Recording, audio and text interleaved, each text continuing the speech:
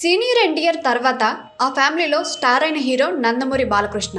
దాదాపు 40 ఏళ్లుగా సినీ రంగంలో తనదైన మార్పును చూపిస్తూ దూసుకుపోతున్న ఆయన వరుసగా హిట్ల మీద హిట్లు కొడుతూ దూసుకుపోతున్నారు. ఈ ఉత్సాహంలోని మరిన్ని ప్రాజెక్టులను లైన్లో పెడుతున్నారు. అదే సమయంలో ఆయన తన కుమారుడు మోక్షజ్ఞను హీరోగా పరిచయం చేయబోతున్నారు. త్వరలోనే ఈ ప్రాజెక్టు పట్టాలెక్కబోతుంది. ఈ నేపథ్యంలో మోక్షజ్ఞతో రొమాన్స్ చేయబోతున్న హీరోయిన్ పేరు తాజాగా లీక్ అయింది. ఆ వివరాలను మీరే చూడండి.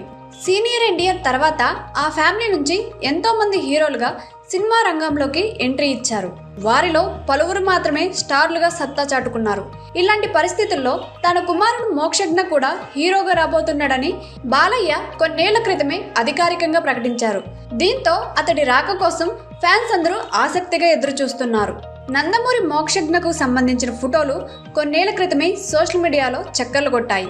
అందులో అతడు చాలా లావుగా ఉండటంతో ఫ్యాన్స్ బాగా నిరాశ చెందారు. కానీ ఇప్పుడు మాత్రం మోక్షజ్ఞ లుక్స్ ఒక్కసారిగా మారిపోయాయి. ముఖ్యంగా అతడు బాగా సన్నబడటంతో పాటు హ్యాండ్సమ్గా కనిపిస్తున్నారు. దీంతో నందమూరి ఫ్యాన్స్ ఫుల్ ఖుషి అవుతున్నారు. నందమూరి మోక్షజ్ఞ సినీ రంగ ప్రవేశం గురించి నందమూరి బాలకృష్ణ పట్టుదలతో ఉన్నారు. అందుకే పదే పదే అతడి ఎంట్రీ గురించి ప్రచారాలు జరుగుతున్నాయి.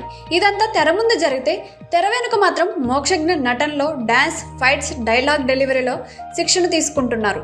ఇవన్నీ పూర్తయిన వెంటనే అతడు సినీ రంగ ప్రవేశం చేస్తాడని తెలుస్తుంది. మోక్షజ్ఞను హీరోగా తీసుకువచ్చే బాధ్యతను బాలయ్య రాజమౌళి చేతిలో పెట్టాడని మొదట ప్రచారం జరిగింది. ఆ తర్వాత పూరి జగన్నాథ్, గోపీచంద్ మల్లేని, అనిల్ రావుపుడి, వివి వినాయక్, క్రిష్ సహా ఎంతో మంది డైరెక్టర్ల పేర్లు తెరపైకి వచ్చాయి. ఈ క్రమంలోనే ప్రశాంత్ వర్మను ఇటీవలే ఫైనల్ చేశారని తెలిసింది. దీనిపై త్వరలోనే ప్రకటన రాబోతుందని సమాచారం. ప్రశాంత్ వర్మతో నందమూరి మోక్షజ్ఞ చేయబోయే సినిమాపై ఎన్నో రకాల వార్తలు వైరల్ అవుతున్నాయి. ఈ నేపథ్యంలోనే హీరోయిన్ గురించి కూడా టాక్స్ నడుస్తున్నాయి. తాజా సమాచారం ప్రకారం ఈ చిత్రంలో మోక్షజ్ఞకు జోడీగా శ్రీదేవి చిన్న కూతురు ఖుషీ కపూర్ నటిస్తుందట. ఇప్పటికే బోనీ కపూర్తో ప్రశాంత్ వర్మ సంప్రదింపులు జరిపాడని తాజాగా న్యూస్ తెలిసింది.